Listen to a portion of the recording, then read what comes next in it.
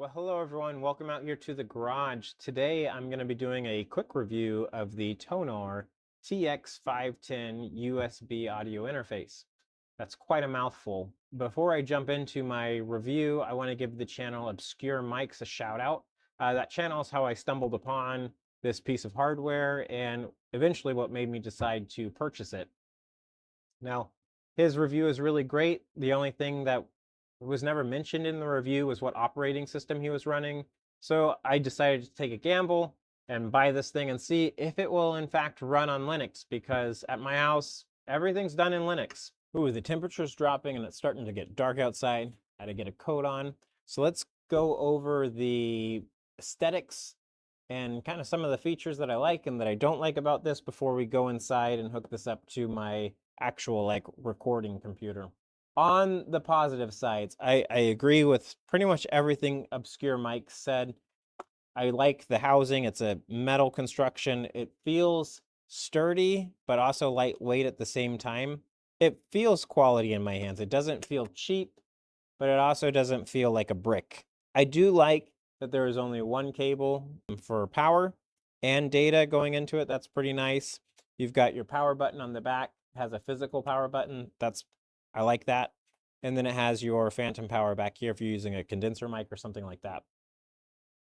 The aesthetics is what made me purchase this. There is a whole bunch of cheap audio interfaces on Amazon right now that are 2-channel that probably would have fit my needs, but just the uniqueness of this body is what caught my eye.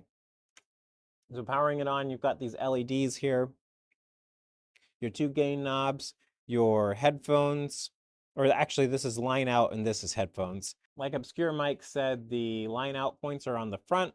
I agree.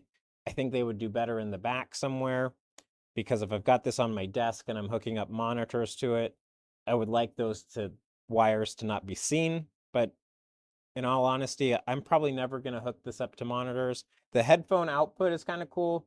It's got these LED rings on here. As you turn it up, the LEDs come on. I do like that, but honestly, I'm probably not going to use this either because I'm going to be monitoring through my PC with my headphone amp on my PC.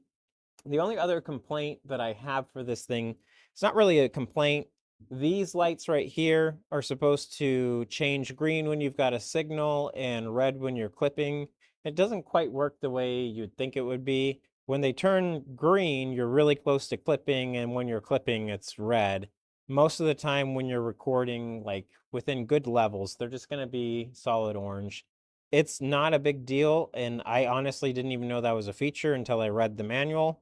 The other thing that maybe I'm getting this backwards and I'm a little bit confused. I've never had a 2-channel audio interface like this. My other audio interface is a Behringer. It's like the 8-channel one that I use for my drums. But this mono button here, when it is pressed and turned on, both channels will record into one stereo channel, but it'll be the same on both channels. So even if you're talking in 2 different mics, they will be together as one thing. So you can use both mics, but it's going to be one track. But if you turn the mono button off, the left channel will capture as one track, and then the right channel will capture as one track. I think that having the mono button off would be both I would think the mono button on would indicate that both channels are going to be a mono channel, whereas having it off would be a stereo channel. Maybe I'm overthinking it. I don't know. But like I said, it was kind of confusing for me. That's not really a con, that's just learning how it works. But for my case, I have the mono on, and I'm just recording with channel 1 with my knockoff SM7B broadcasting mic here. I've got a video on making this. It's a 3D printed body for a Behringer XM 8500 mic. So when we go inside, I'll be doing the audio testing or demonstration with this microphone. But for the money, you get a pretty darn cool box. When my wife first saw this thing, she really questioned how much money I spent on it just because it's got that vintage, modern, retro vibe. And she assumed, since that's all the rage now, that it was going to be expensive. But it really is not that expensive. And in my case, using it with the computer, it's not that loud or scratchy. The adjustments on the gain are very accurate, I guess. It doesn't jump like my old USB mixer would. It would be super quiet, and I had to turn it all the way up before it would be usable, and then I would still need more from it. I don't have that issue with this thing. I'm usually recording like halfway through. I do like the outer ring. You can tell it just kind of changes colors, RGB kind of thing going on there. It's a very aesthetically pleasing box. They have a white version, which is pretty cool, but I decided to go with the black version.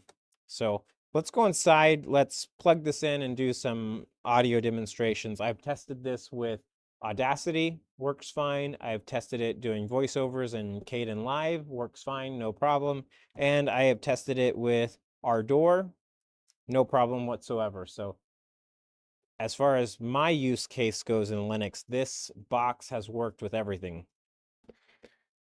So I've not gone through the trouble of setting up Claudia or anything like that for audio routing within Linux. So I know it is possible to just pipe my audio from Audacity straight into OBS, but I haven't set that up. So I'm just going to do a quick demonstration showing that the audio interface is recognized by each application.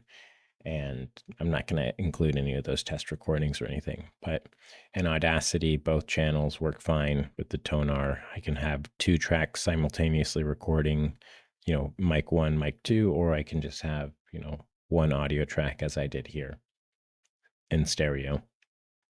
Kind of, I guess. I don't know.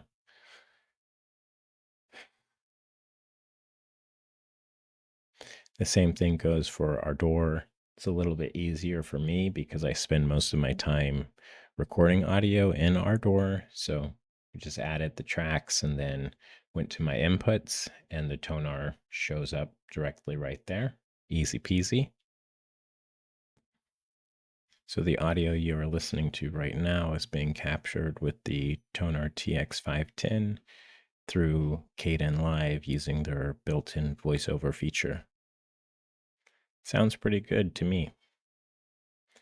And once again, I just went into the settings, found my audio interface, set that as the default, and no issues at all. Unless there was another program trying to use the mic at the same time, which is why I'm not using OBS or anything like this to record right now. And here I'm just doing, an audio capture with OBS using the USB audio interface.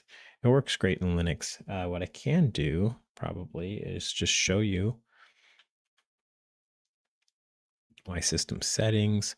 When I go into sound, yeah, it's right here. I don't know what's wrong with me. The Tonor XT510, it just shows up as what it is. It doesn't have a weird name or anything like that. And it just works. So that's pretty cool. Right now I have the mono button pressed. This is what I was talking about. If you look in OBS, I'll switch this over so you can see when I depress the button, only the left channel is going to work.